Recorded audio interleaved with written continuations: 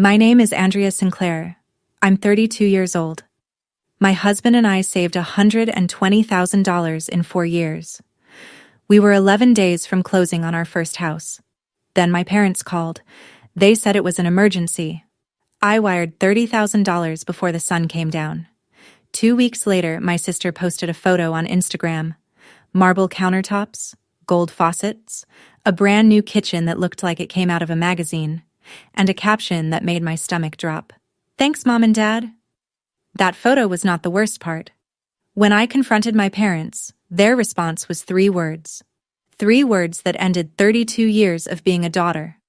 And what happened at the 4th of July barbecue 3 months later? That's the part none of them saw coming. Welcome back to Calm Drama Stories, where we tell real stories about the family members who were supposed to have your back, and the moment you found out they never did. If you're new here, hit subscribe and stick around, because you're gonna want to hear every word of this one. Now let's get into it. I grew up in a small town outside Richmond, Virginia. My dad, Robert, was an electrician. My mom, Linda, stayed home and ran the house like a 4-star general. Everything had a system. Chores, curfews, who sat where at dinner. I paid my own way through college. Scholarships covered tuition. I covered everything else. Bartending 3 nights a week, tutoring on Saturdays, sleeping 5 hours a night for 4 straight years. Nobody in my family helped. Nobody offered. I graduated with a degree in civil engineering and 0 debt, and I did it by myself. I met Drew when I was 26. Quiet guy, IT project manager. The kind of man who shows up early and never raises his voice. We got married when I was 28. Small ceremony at the courthouse. Dinner afterward at an Italian place with 12 people. We paid for everything ourselves. $4,000 total. The day we got home from our honeymoon, 3 nights in a cabin outside Shenandoah, we sat at the kitchen table and opened a savings account. One goal. A house. $2,500 a month. Every month. No exceptions. No vacations. No new car. No dinners out unless someone else was paying. 4 years of saying no to everything we wanted so we could have the one thing we needed. By February, we had $120,000. I used to picture holding the keys, feeling the weight of them in my palm. 2 keys on a plain metal ring. I imagined it every night before I fell asleep. What I didn't picture was what my family would do to take it away. $120,000. 4 years. And it almost disappeared in a single phone call. Let me tell you about my sister. Megan is 4 years younger than me, 28. Married to Kyle, a plumber who makes about $75,000 a year. Decent money, nothing to complain about. They have 2 kids, a 5-year-old and a 3-year-old. Megan doesn't work. She stays home. That's fine. That's her choice. But in my mother's eyes, Megan's choice made her the one who needed things. My parents paid for Megan's wedding. $22,000. Live band, matching bridesmaids, open bar, the whole show. When Drew and I got married at the courthouse, my mom said, "Well, that's nice. At least it was simple." When Megan and Kyle bought their house, my parents helped with the down payment. When Drew and I started saving for ours, nobody asked how it was going. Nobody offered $1. My mom's explanation was always the same. Megan has kids. She needs help. You're fine on your own. I never argued. I told myself it was a compliment. Being self-sufficient meant being strong. Being overlooked meant being trusted. I believed that for a long time. Too long. I wasn't the difficult daughter. I wasn't the dramatic one. I was the one who never called crying at midnight, never bounced a check, never needed bailing out. And because I never needed anything, my parents decided I didn't deserve anything either. I should have seen it for what it was. A pattern. A system. And inside that system, I had one role. The one who gives. The one who doesn't ask questions. The one who always sends the money. But patterns don't break until they break you first. March 14th, Thursday night, 9:47. My phone rang. Dad's name on the screen. He almost never called this late. I picked up on the second ring. His voice was shaking. Andrea, honey, we need help. I sat up straighter. What happened? The furnace died. Middle of the night, just quit. Pipes froze before we caught it. The whole basement flooded. There's water everywhere. Mold is already starting on the south wall. I could hear my mother in the background, crying, or something that sounded like crying. We called a contractor this morning, Dad said. He walked through the house and gave us a number. Furnace replacement, pipe repair, mold remediation, drywall, all of it. How much? $30,000. I closed my eyes. $30,000. I'm a civil engineer. I estimate costs for a living. Furnace replacement runs $8,000 to $12,000. Pipe repair and water damage, another $10,000 to $15,000. Mold remediation, depending on spread, $5,000 to $8,000. The number tracked. It made sense. Your mother and I don't have it, Dad said. We used our savings last year for Megan's medical bills. Another thing I hadn't been told about. Another bill that apparently only my parents could handle. We didn't know who else to call, sweetheart. Your mother can't sleep. She's been crying all day. I looked across the room at Drew. He was watching me. He already knew. How soon do you need it? I asked. The contractor said if we don't start this week, the mold spreads into the ductwork. Then it's $60,000. I didn't hesitate. I didn't ask for paperwork. I didn't ask for a contractor's name. I'll send it tomorrow morning. I said yes before I hung up the phone. Drew sat on the edge of the bed, arms on his knees, looking at the floor. That's our house money, Andrea. I know. $30,000. That's a quarter of everything we saved. I know, Drew. He wasn't angry. That's not how Drew works. He gets quiet. The quieter he gets, the more he's thinking. And right now, he wasn't saying a word. They're my parents, I said. If their basement is flooding and mold is spreading into the walls, I can't just sit here. I'm not saying don't help. I'm saying $30,000 is not a small favor. That's 3+ years of weekends we didn't take. Vacations we skipped. Dinners we cooked at home. He was right. I knew he was right. We talked about it for an hour. We made a plan. We'd send the $30,000. My parents would pay it back over 12 months. $2,500 a month. No interest. No paperwork. Because it's family. Drew didn't love it, but he respected it. If this were my parents, he said, I'd do the same.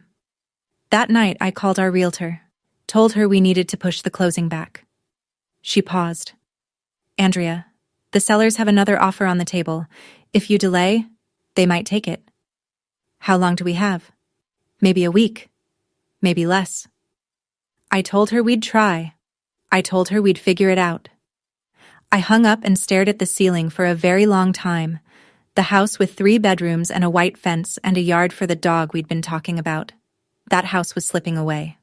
And I was letting it go because my parents asked me to. Family pays you back. That's what I told myself. Family did pay me back. Just not in the currency I expected. Friday morning, 7:15. I sat at the kitchen table with my laptop open and the banking app loaded. Drew was already at work. The house was quiet. I typed in the amount, $30,000.00.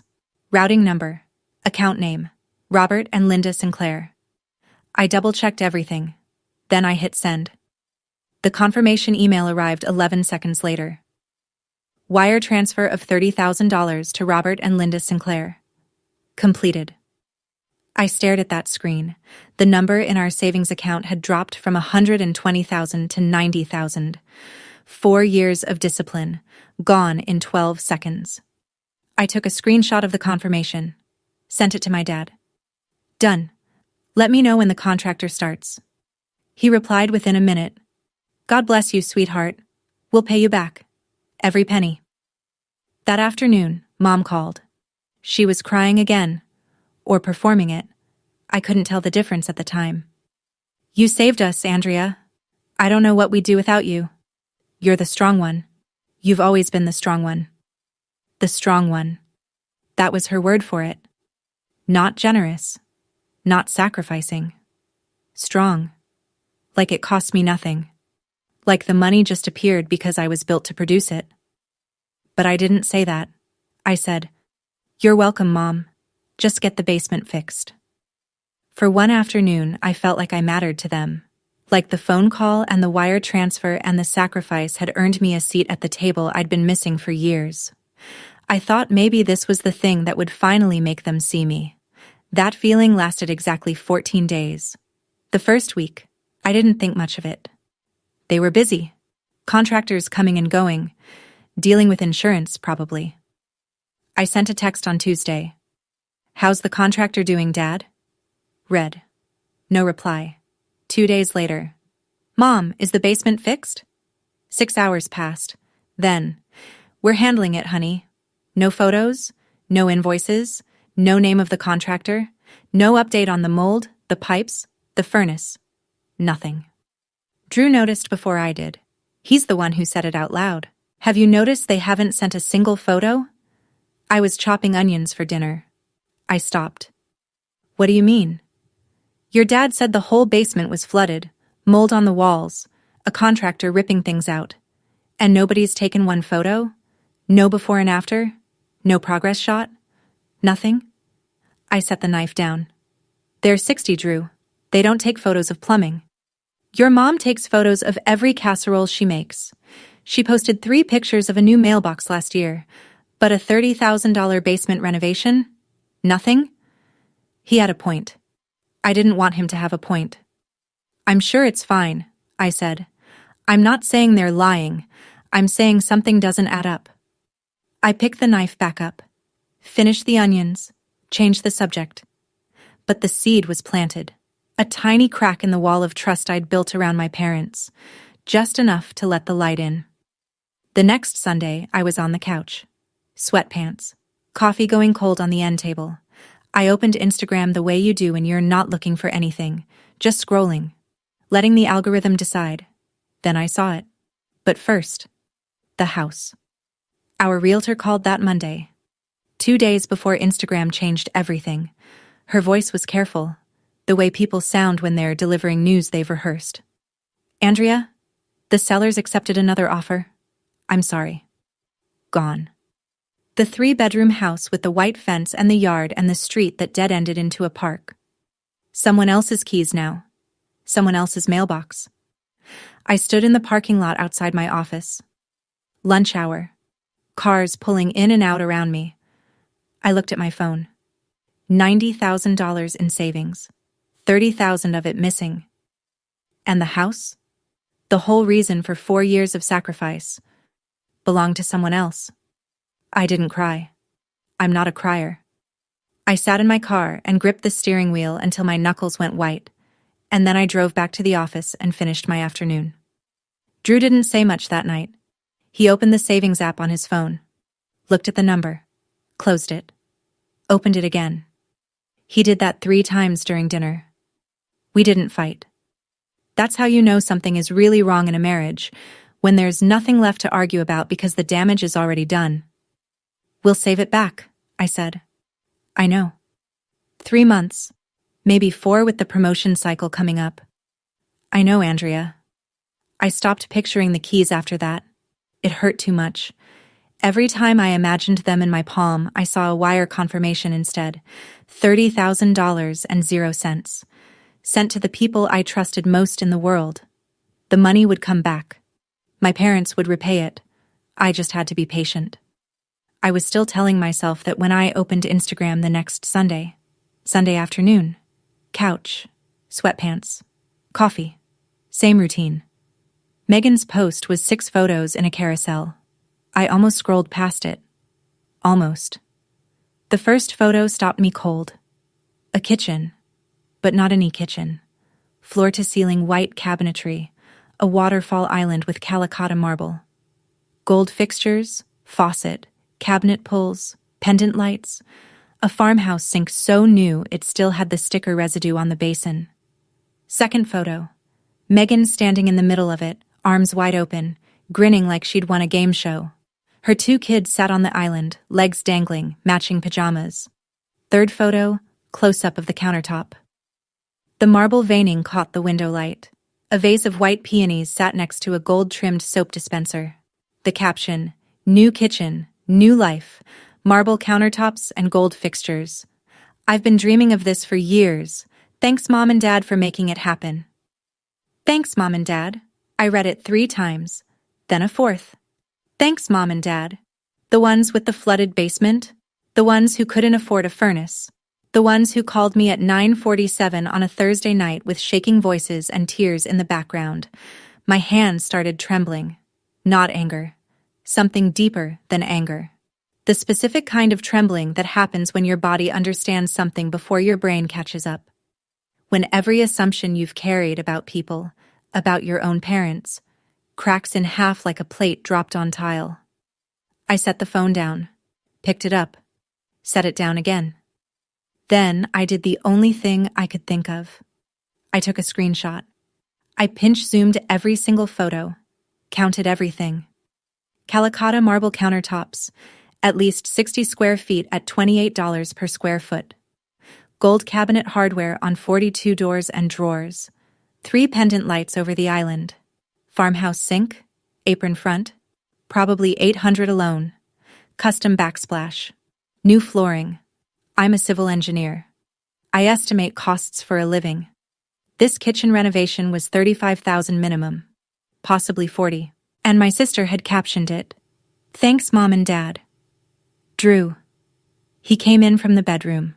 I held out the phone without a word. He looked at the screen, swiped through the photos, read the caption. Then he stood completely still for about 15 seconds. I counted. "Call your mother," he said. "Not yet." I opened the banking app. The confirmation email was still there. Wire transfer of $30,000, completed March 15th. I placed it next to the Instagram screenshot in my mind. The transfer on one side, the marble countertops on the other. The numbers told a story, and it wasn't about a broken furnace. I didn't call. I didn't yell. I opened iMessage, attached 3 screenshots. The kitchen photos, the caption, and the wire transfer confirmation, and sent them to my parents' group thread. No text, no emoji, no question marks. Just the pictures. Let the pictures talk. Read. 10:14 in the morning. No reply at 11. No reply at noon. No reply at 1. 3 hours of silence from 2 people who always had something to say. 3 hours of my parents staring at the evidence on their phones, trying to figure out how to spin a lie when the truth was sitting right next to it in high definition. 1:22 in the afternoon. Mom's name on the screen. I picked up. "Andrea, before you say anything, where did the $30,000 go, Mom?" "It went to the house. We fixed the furnace and the pipes, and then there was leftover." "Leftover? From a $30,000 emergency?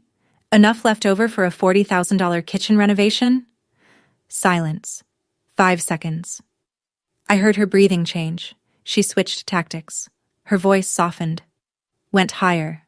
The way she sounds when she's performing something. "Megan needed a kitchen, Andrea. Her old one was falling apart. The stove barely worked. The kids were eating cold food half the time. So you lied to me. About an emergency." "It was an emergency. Your sister's family was living in conditions. You had Dad call me and say the furnace broke. The pipes froze. The basement flooded. None of that happened. We knew you wouldn't send the money if we told you what it was really for." There it was. Casual. Almost matter of fact. Like she was explaining a coupon strategy or a shortcut through town. "We knew you wouldn't send the money if we told you." "You're right," I said. "I wouldn't have." "See? That's exactly the problem, Andrea. Your sister needed help, and you wouldn't have helped her." "What kind of sister?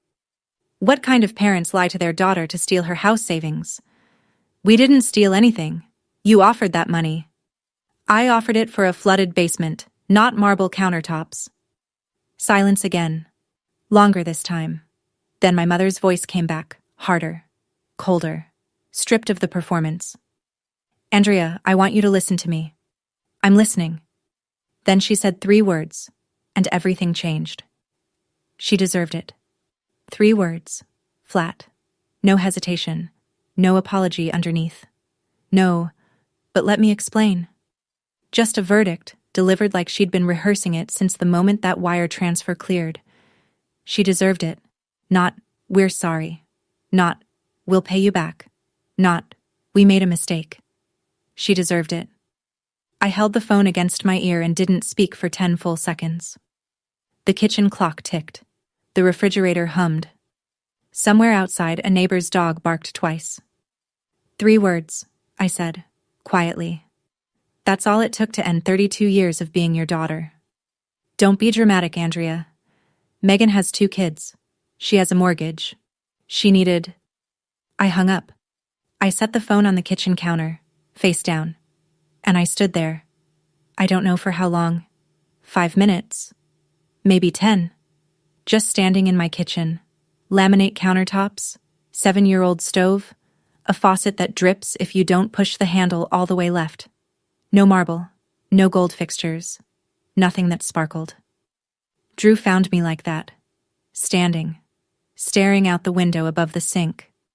What did she say? I told him. 3 words. She deserved it. Drew's jaw tightened. He set his keys on the counter next to my phone. Then we're done. We're getting that money back. I shook my head. We're not getting it back, Drew. It's already marble countertops. It's already gold faucets and pendant lights and a farmhouse sink. Then they need to know what it costs them. They don't care what it cost us. No, what it cost them. The phone calls didn't stop after that. They were just getting started. 3 days later, Dad called. His voice was the careful kind. The kind you use when someone else wrote the script and you're just reading it. Your mother is very upset, Andrea. She didn't mean it the way it sounded. Which part? The lying or the, she deserved it? She's your mother. She was trying to help both of you in her own way. She helped one of us, Dad, with the other one's money. He didn't have an answer for that. He stammered something about talking to Mom, working it out, giving it time. I let him talk. None of it landed. That same afternoon, Megan texted. Mom told me you're upset about the kitchen. Honestly, Andrea, it wasn't that much money. You and Drew make good money. We don't. I stared at her message for a long time. Kyle makes $75,000 a year as a plumber. They have a paid-off truck and a mortgage at 3.8%. They aren't starving. They just wanted marble. I didn't reply. That night, Mom called again. No tears this time, no performance. She came in sharp. You need to let this go, Andrea. Family doesn't keep score. Family doesn't lie either. I am not going to apologize for helping your sister. If that's what you're waiting for, you'll wait forever. I hung up. Set the phone face down. Same counter. Same spot. Drew looked at me from across the room. You okay? I'm not surprised. That's the part that hurts the most. I'm not even surprised. I couldn't sleep that night. I lay awake until 2 a.m, not angry. Something worse. Clear. The fog I'd been living in for 32 years had finally burned off, and I didn't like what was underneath. I realized I wasn't surprised, because I'd always known. Wednesday morning, 7:18. My phone buzzed on the nightstand, a forwarded message from Dad. I could tell immediately it wasn't meant for me. The text above the forward said, Did you tell Andrea about the chat? Your mother is going to lose it. He'd sent it to the wrong daughter. My name. Megan's name. Both start with a vowel, sitting right next to each other in his contacts. One slip of the thumb. Below the forward was a group chat thread. 3 participants. Mom, Dad, Megan. The first message was dated 6 weeks before Dad called me about the furnace. I sat up in bed. Drew was in the shower. I read every word. Linda. Megan found the countertops she wants. Calicotta marble. $28 per square foot. We need at least $30,000. Robert. We don't have that kind of money, Lynn. Linda. Andrea does. Robert. She's saving for a house. Linda.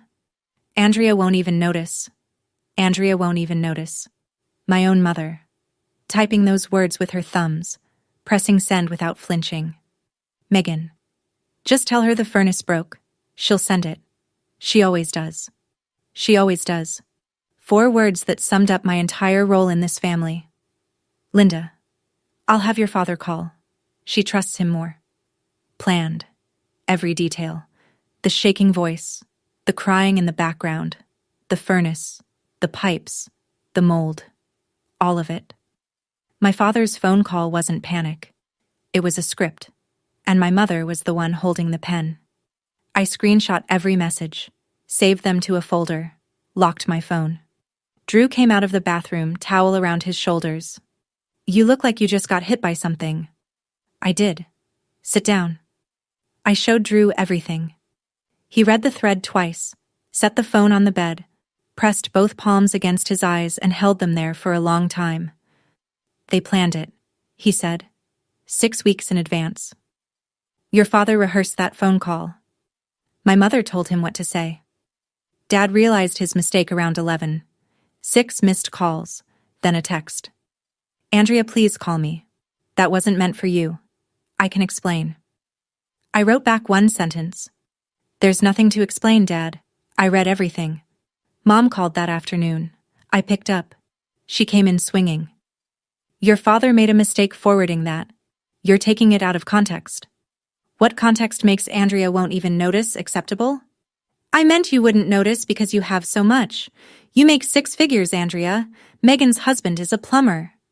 Kyle makes $75,000 a year. That's not poverty.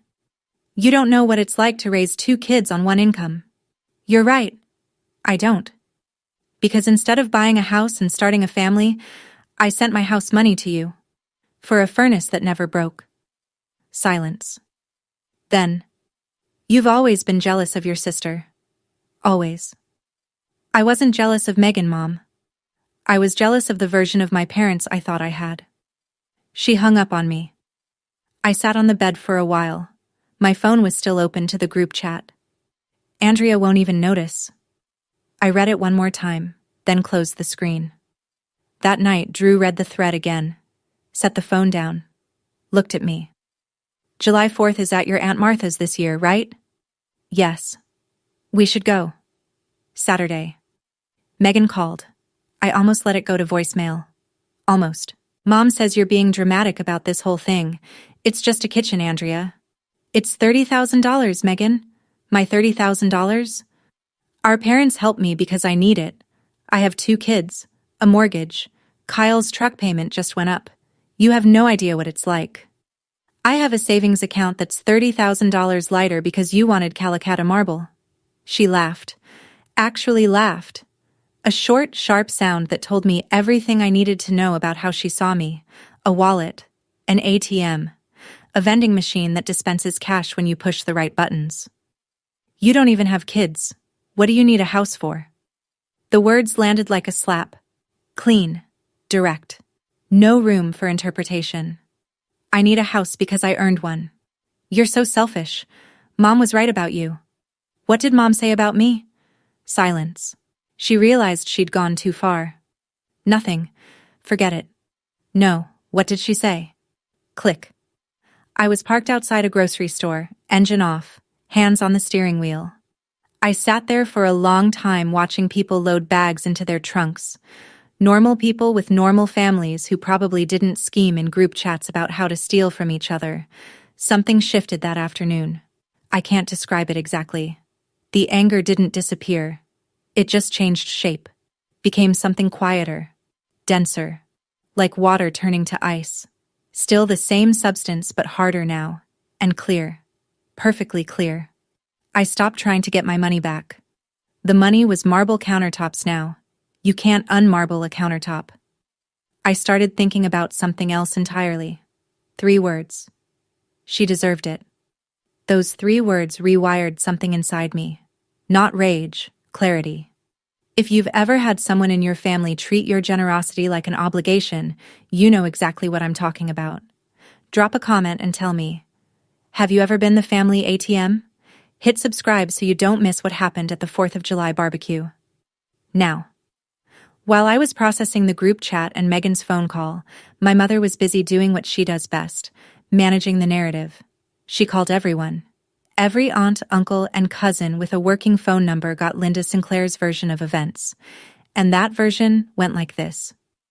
Andrea is punishing us because we helped Megan with a small home improvement.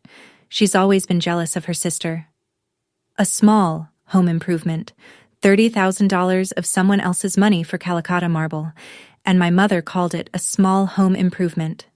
Cousin Rachel texted me first. Your mom called. She's really upset. Maybe you should just let it go? Uncle Jim followed. Family is family, Andrea. Don't hold grudges. Then 2 more cousins. Then my mother's friend Diane, who apparently has my number. Every message was a version of the same script. Andrea is being difficult. Andrea is overreacting. Andrea should forgive and move on. Nobody mentioned the $30,000. Nobody mentioned the fake emergency. Nobody mentioned the group chat. Because my mother hadn't told them any of that. I could have sent the screenshots to every single one of them. I could have forwarded the group chat to the entire family in 30 seconds and let the truth do what the truth does. I didn't. Not yet. July 4th was 10 weeks away. The pressure campaign worked, at least on the surface. Phone calls stopped coming my way. Invitations dried up. Cousin Rachel's weekly thinking of you texts disappeared. Then Megan removed me from the family group chat. I found out when a cousin mentioned something that had been shared there, and I had no idea what she was talking about. Check the chat, Rachel said. There was no chat. Not for me, not anymore. Mother's Day came. I sent flowers, lilies and white roses, $65, same arrangement as every year. Mom didn't call to say thank you, didn't text. Nothing. At work, things moved in the opposite direction. I got a promotion. Senior project engineer. Salary bump of $18,000 a year. My boss told me in his office with the door closed. You're one of the most reliable people I've ever worked with, Andrea. Reliable. That word again. I didn't tell my family about the promotion. There was no family to tell. Drew and I recalibrated. $90,000 plus the new salary meant we could rebuild faster. $2,500 a month, same as before, but now with a cushion. Target. Back to $120,000 by December. The silence from my parents was painful, but it was productive. I stopped pouring energy into people who treated it like a refund. I poured it into the life Drew and I were building instead. In late May, Aunt Martha called. My mom's older sister, 62. Sensible. The kind of woman who makes cornbread from scratch and says exactly what she means. Andrea, honey, I heard your mother's version of what happened. I want to hear yours. I told her everything. The money, the lie, the group chat. The 3 words. Martha went quiet. Then she said something that changed my understanding of my own family. She did the same thing to me. Martha's voice was flat. Not angry. Tired. The kind of tired that comes from holding a secret for 5 years because you don't want to cause a scene. 5 years ago, Martha said. Your mother told me your father needed $8,000 to fix his truck. Transmission was shot, she said. He needed it for work. I sent the money the next day. And? 2 months later, I saw the photos from Megan's wedding. $22,000. Live band. Open bar. Matching bridesmaid dresses. And your mother never mentioned the truck again. Did you ask her about it? Once. She said Robert fixed it himself. Changed the subject. I let it go because she's my sister and I didn't want to ruin Thanksgiving. I sat with that for a moment. $8,000. A fictional truck repair. The same playbook. The same script. She's been doing this for years, I said. Longer than you think. Your grandmother used to say Linda always found a way to get what she wanted. She just got better at it. Martha paused. I could hear her stirring something in the background. Iced tea, probably. She always makes iced tea when she's thinking. I've been quiet for 5 years, Andrea. I watched your mother tell the family you're the problem, and I know, that's not the truth. Because I've been where you are. What are you saying? I'm hosting the 4th of July barbecue this year, at my place. I want you and Drew there. Mom and Dad will be there. Yes, they will. And Megan. Yes. Martha, I don't want to cause. You're not causing anything. You're showing up. There's a difference. July 4th was 6 weeks away. Every Sunday, like clockwork, Megan posted another photo of that kitchen. Baking cupcakes in my dream kitchen. Caption with a heart emoji. 47 likes. Sunday brunch at the Marble Island. Photo of eggs Benedict on a gold-rimmed plate. 63 likes. Best decision we ever made. Close-up of the backsplash tile catching morning light. 51 likes. I didn't unfollow her. I didn't block her. I saved every single post to the same folder where I kept the group chat screenshots and the wire confirmation. I don't know why. Maybe I needed the proof to stay sharp. Maybe I needed to remember exactly what $30,000 looked like when it was installed in someone else's house. Drew caught me scrolling one night. 11:30. Phone under the blanket like a teenager. You're torturing yourself. No, I'm remembering. That's the same thing. He wasn't wrong, but I couldn't stop. Every post was a reminder. Every cupcake on that marble countertop. Every brunch on that island. My money. My 4 years. Baked into Megan's Instagram aesthetic. At work, I threw myself into a bridge design project. $4.2 million, 16 months, 47 team members. My boss called it career-defining. I called it something to do with my hands so I don't check Instagram every hour. One night in mid-June, Dad sent a text. Thinking of you, sweetheart. 5 words. No apology. No mention of the money or the lie or the group chat. Just thinking of you. As if thought alone was enough. I read it. Didn't reply. The barbecue was 3 weeks away. I still hadn't decided what I was going to do when I got there. I just knew I was going. Drew and I talked about it on a Tuesday night. Dishes done, TV off. Both of us sitting at the kitchen table the way we do when something matters. We don't have to go, he said. If I don't go, Mom wins. She controls the story. I'm the ungrateful daughter who disappeared. The jealous one. The one who chose money over family. So what do you want? I want the truth to exist out loud. Not in screenshots on my phone. Not in a conversation between me and Martha. Out loud. In front of the people Mom lied to. And if nobody believes you, then at least I said it. Drew nodded. Slow. The way he does when he's made his decision but wants you to think he's still considering. Then we go. I wasn't planning revenge. I need you to understand that. I wasn't building a trap or rehearsing a speech. I was preparing for the possibility that I'd have to defend myself in front of people who'd only heard one side of the story. I printed the group chat screenshots. Not because I wanted drama, because Aunt Martha's house sits on 12 acres in rural Virginia, and cell service out there is unreliable at best. If I needed to show someone the messages, I didn't want to depend on 2 bars of signal, 3 pages, folded neatly, tucked into the side pocket of my bag. Drew watched me fold them. You're really doing this. Only if I have to. If Mom stays quiet, I stay quiet. If she comes at me, I'm not running. He picked up his keys. Looked at me. You nervous? No. I'm tired. Tired of being the one who keeps the peace while everyone else breaks it. July 4th arrived. 92 degrees. Not a cloud in the sky. We drove 45 minutes on 2-lane roads through green Virginia countryside. Past horse farms and churches and hand-painted signs selling sweet corn for $3 a bag. Martha's house sat at the end of a gravel road. White clapboard, wide porch, a yard big enough for 3 picnic tables end to end. We were the last ones to arrive. I counted cars in the driveway. Martha and Uncle George, Cousin Rachel and her husband, Uncle Jim, 3 other couples from the extended family, Mom's silver Camry, Megan's white SUV, 14 adults, 3 kids, and me. Drew squeezed my hand before we got out of the car.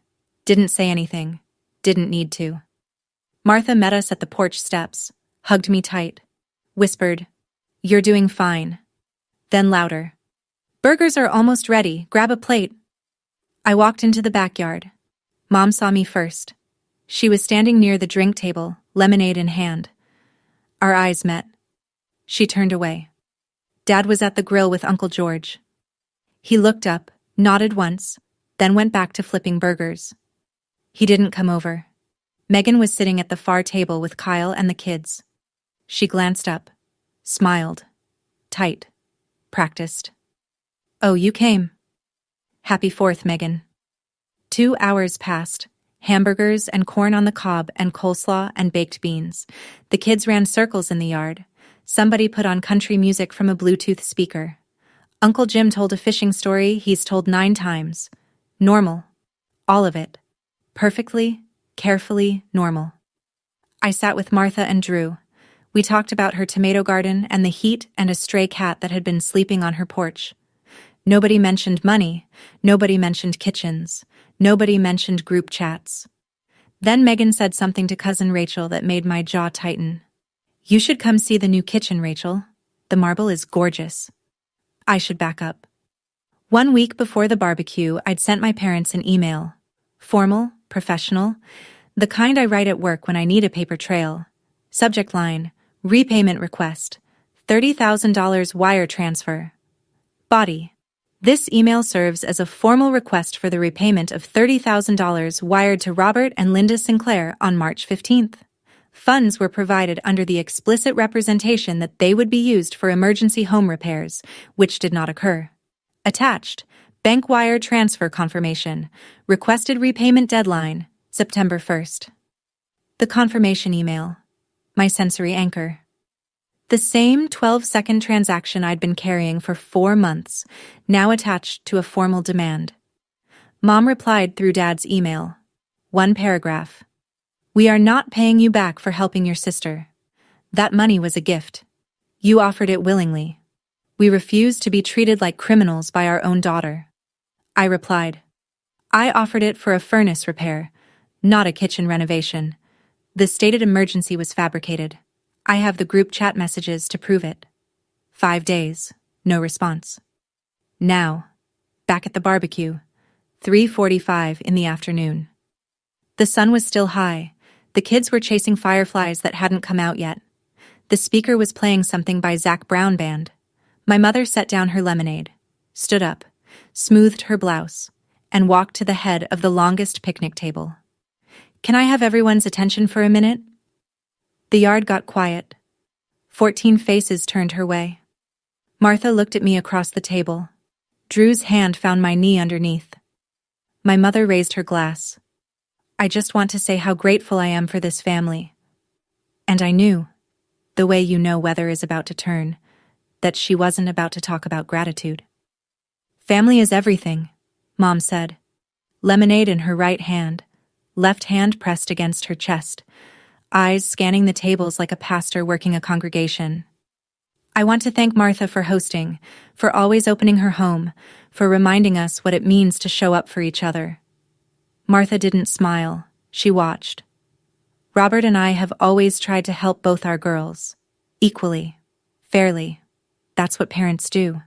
She paused, looked directly at me, held it, then away. "But sometimes, one of your children decides that money matters more than family, that keeping score is more important than keeping the peace." Uncle Jim shifted in his chair. Cousin Rachel stared at her plate. Some people would rather hold a grudge than hold their family close, and that breaks a mother's heart. She wiped her eye with the back of her hand. Perfectly timed, perfectly placed. Megan nodded from the far table. Kyle looked at his shoes. "So today, I just want to say, to all of you, that Robert and I are grateful for the family members who understand what family really means, who don't put a price tag on love." She raised her glass. Half the table raised theirs. The other half didn't move. She sat down. Drew's hand tightened on my knee. My mother had just called me greedy, selfish, and ungrateful in front of 14 people. Without using my name, without explaining what she'd done, without mentioning the $30,000, the fake emergency, the group chat, or the 3 words she'd said on the phone. And she'd done it with a lemonade in her hand and a tear in her eye. If you've ever been the scapegoat at a family gathering, you know this feeling. The room tilts. The air goes thin, and you have two choices: sit down or stand up. I reached into my bag. I stood up slowly. No rush. No theatrics. Just stood up the way you stand up when you've decided something and you're not changing your mind. Every face turned. "Mom," I said. My voice was even. Normal volume. The same tone I use in project meetings when I'm presenting cost estimates. Since we're talking about family and money, I think everyone here deserves the full story. Mom's expression locked. "Andrea, sit down." "In March," I continued, "Dad called me at 9:47 on a Thursday night. He told me the furnace broke, the pipes froze, and the basement flooded. He said they needed $30,000 for emergency repairs.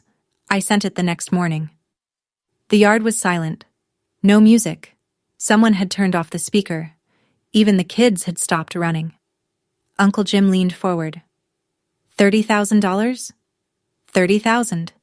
From the savings account my husband and I spent 4 years building for our first house. Cousin Rachel. Wait, what house? The house we lost. Because I sent the money to my parents for an emergency that never existed. Mom stood. "That is enough, Andrea." 2 weeks later, I said, my sister posted photos of a brand new kitchen on Instagram, marble countertops, gold fixtures, captioned, "Thanks, Mom and Dad." Every head at those tables turned, to Mom, to Megan, back to me. "Cousin Rachel, is that, you're saying the money went to Megan's kitchen?" I nodded.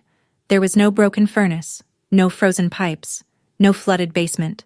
They made it up. Mom's voice went high and sharp. "You don't know what you're talking about. You're twisting." "I'm not twisting anything. And I can prove it." I pulled out the folded pages from my bag.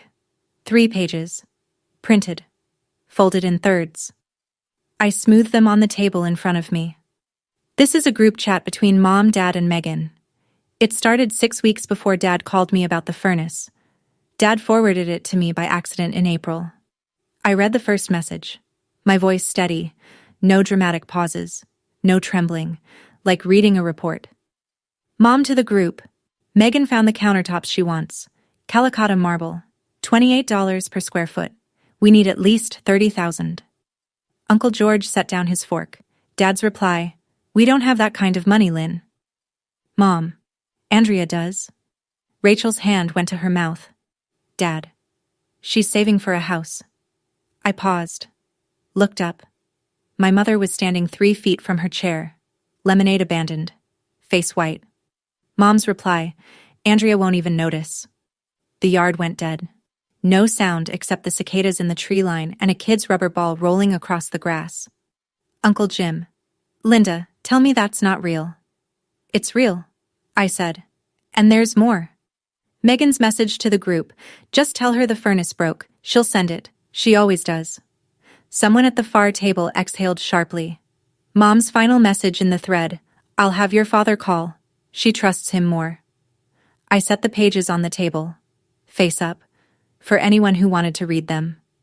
My father called me that Thursday night because my mother told him to.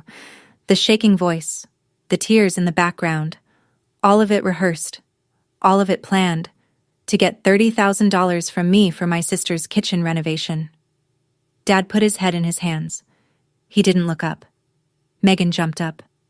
Chair scraped against the patio. "That was a private conversation." "So was the phone call where Dad lied to me about a flooded basement," I said. Uncle Jim stood halfway, then sat back down. "Linda, $30,000? You told your daughter the house was flooding?" Mom found her voice. It came back loud and ragged. "You're twisting everything. We were going to pay her back. Tell them, Robert." Dad kept his face in his hands. Said nothing. 3 weeks ago, I said, I sent a formal email requesting repayment. Mom replied, through Dad's email, that the money was a gift. That I offered it willingly. She refused to pay back a single dollar. Cousin Rachel, you said it was a gift? Mom, she did offer. Nobody forced her. Nobody told me the truth either. Martha spoke for the first time. She'd been sitting with her arms crossed, watching her sister the way you watch a pot that's about to boil over. Linda, Martha's voice was calm, almost gentle. You did the same thing to me. 5 years ago, you told me Robert needed $8,000 for his truck. I gave it to you. 2 months later, I saw the wedding photos. $22,000 reception, live band, open bar. The yard erupted. 3 conversations at once. Rachel. Is that true, Aunt Linda? Uncle Jim. How much money? Someone else. 8,000? Mom turned on Martha. How could you, Martha? That was between us. That was family business. Martha didn't raise her voice. It was the same script, Linda. Different actress. Different audience. Same lie. Mom looked around the yard. Every face was turned toward her, and not one of them was sympathetic. Megan tried one more time, tears running, voice cracking. It was just a kitchen. I have 2 kids, Andrea. My kitchen was falling apart. Your kitchen wasn't falling apart, Megan. Your old kitchen had a working stove, a dishwasher, and granite countertops from 2019. I know because I helped Kyle install them. Megan opened her mouth, closed it, sat down. Kyle stared at the ground. He hadn't said a word the entire time. I wondered how much he'd known.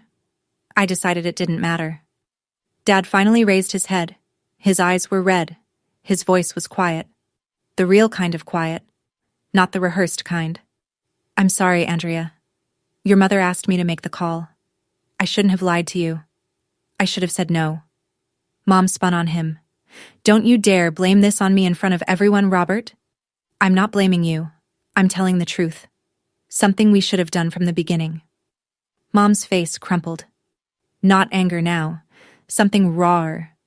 Her voice cracked in a way I hadn't heard before. I just wanted both my girls to have nice things. Is that so wrong? I'm a mother. That's what mothers do. For 1 second, 1 single second, I saw her. Not the manipulator, not the liar. A 68-year-old woman who convinced herself that the ends justified the means, who genuinely believed she was helping, who couldn't see the wreckage because she was too busy decorating the house she'd built from other people's money. 1 second of sympathy. Then I remembered the 3 words. No, Mom. Wanting nice things isn't wrong. Lying to get them is. And telling me she deserved it when I asked where my money went. That was the moment you chose. You chose which daughter mattered more. I folded the pages, put them back in my bag, zipped it shut. I want to be clear about something. My voice was steady, same volume as every sentence I'd spoken. No louder, no softer. I didn't come here to humiliate anyone. I came here because my mother stood at the head of this table and told this family that I put money above people, that I hold grudges, that I don't understand what family means. And I needed you to hear what actually happened. I looked at Mom. I'm not asking for the money back anymore. I'll earn it again. I always do. I looked at Dad. I know she asked you to make the call, Dad, but you still dialed the number. I looked at Megan. And Megan, I don't need kids to deserve a home. I just need to not be lied to by the people who are supposed to love me. Megan looked at her hands. She didn't answer. I picked up my bag. Drew stood beside me. He hadn't said a single word the whole time. He didn't need to. I turned to Martha. Thank you for the burger, Aunt Martha. It was really good. Martha's eyes were wet. She smiled. It was, wasn't it? We walked through the yard, past the picnic tables, past the grill, past 14 people who were now looking at my mother the way I'd been looking at her for 4 months. Nobody followed us. Nobody called out.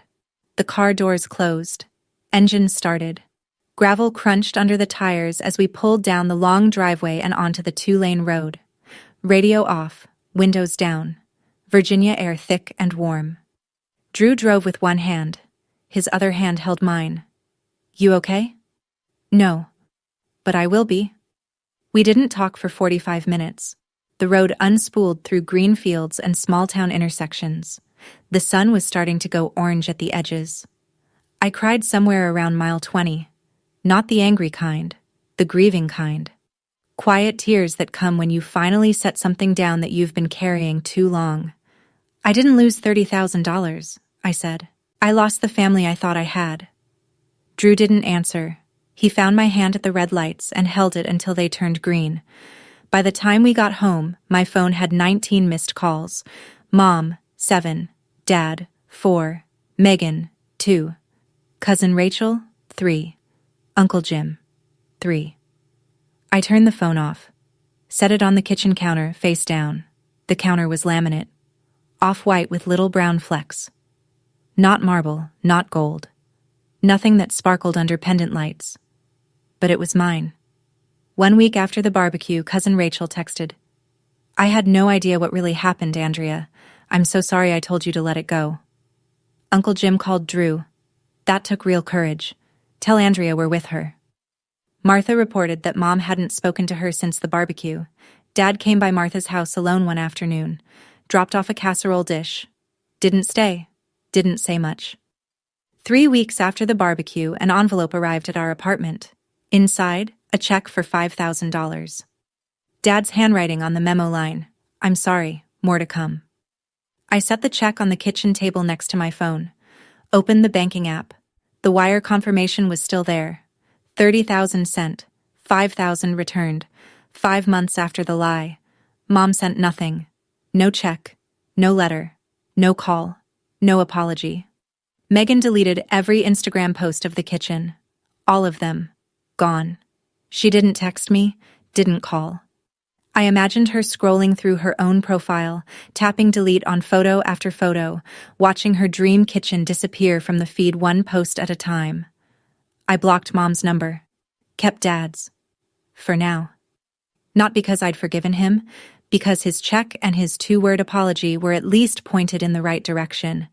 It wasn't enough. But it wasn't nothing. Drew and I kept saving.